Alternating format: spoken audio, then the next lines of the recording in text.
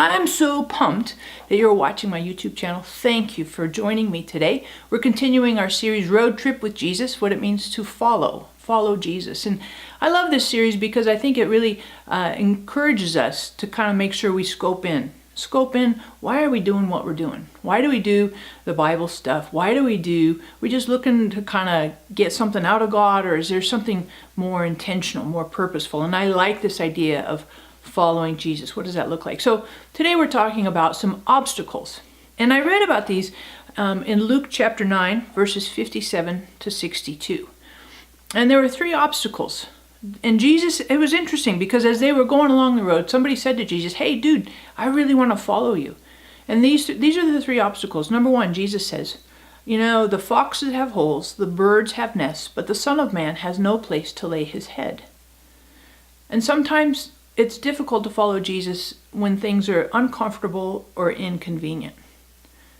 Sometimes I think we follow Jesus because we want things to go better and to be more convenient, to be more smooth, to be more comfortable. And clearly, Jesus does those things.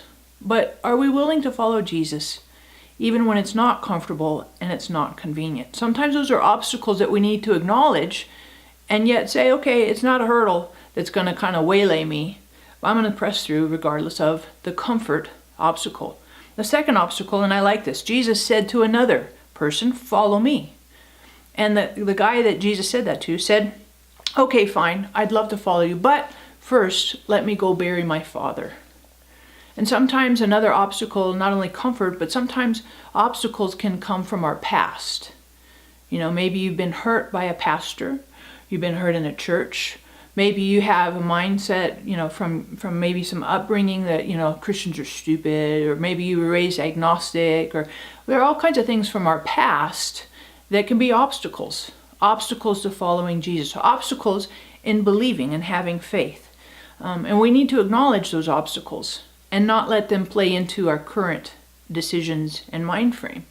So let's be conscientious. What are maybe some past things that could be obstacles, barriers, hindrances for you to follow Jesus? And the final obstacle, Jesus says, another guy says, "Hey, I want to follow you." And Jesus says to him, "Well, great, that's awesome." And the guy says, "But first let me go say goodbye to my friends back home." And a third obstacle can be some of the relationships that we have. Some relationships enhance our walk with God. Some have a neutral effect. And some of our relationships, be that friendships or be that family or whatever, sometimes those relationships can be an obstacle, a hindrance. And they can be difficult. And I'm not telling you to cut off your friendships, cut off, whatever the obstacles are.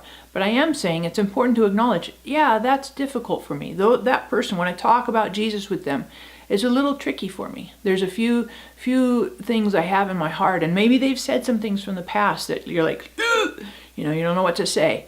And acknowledge this is an obstacle, but let's be conscientious that we don't let it impede and be a hurdle or a roadblock to our following Jesus. Then no matter what the relationship might be, whatever the comfort, convenience is, no matter what's in our past, we're not going to let these things become dead ends for us as we follow Jesus. And I just encourage you as well, remember, you can grab my free booklet. Go to marilynandsarah.org. Oh my goodness, I'm super pumped to get you this. So it's a little booklet about Jesus and his death on the cross, but what that means for you and me. And so many times in the Easter season, Holy Week, we kind of check the box. Jesus died, crucified. Okay, we know that. But this booklet will help you appreciate and really let it sink into your soul and see some relevance in your daily living. So I just encourage you, grab it. It's going to be super fun. I'm really, really excited. It's called Transformed for Triumph. I just encourage you to grab that. We love to get it to you for free, right? So you give us your address. We'll send it to you for free. Thank you so much for watching. Love to get your feedback. Thumbs up, thumbs down. That was a medium, Sarah. And of course, I'd love to have you subscribe. That would be magnificent. I would really appreciate that. So here's your final joke for today. I love these jokes. And I know you love them too. They're just like, you can't wait. Some of you are like, woo, pause or click or she's done. Because we can't stand those horrible jokes. Well, if you like them, here's the newest, freshest press release joke for today. So, what did the left eye say to the right eye?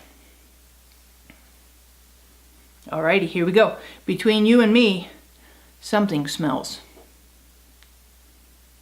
I know, they just keep getting better. You're like, oh, wait for it. Yeah, I know, I get it. So thanks again for watching. We're going to continue the series next week, and we're road tripping with Jesus. How cool is that? Thanks again.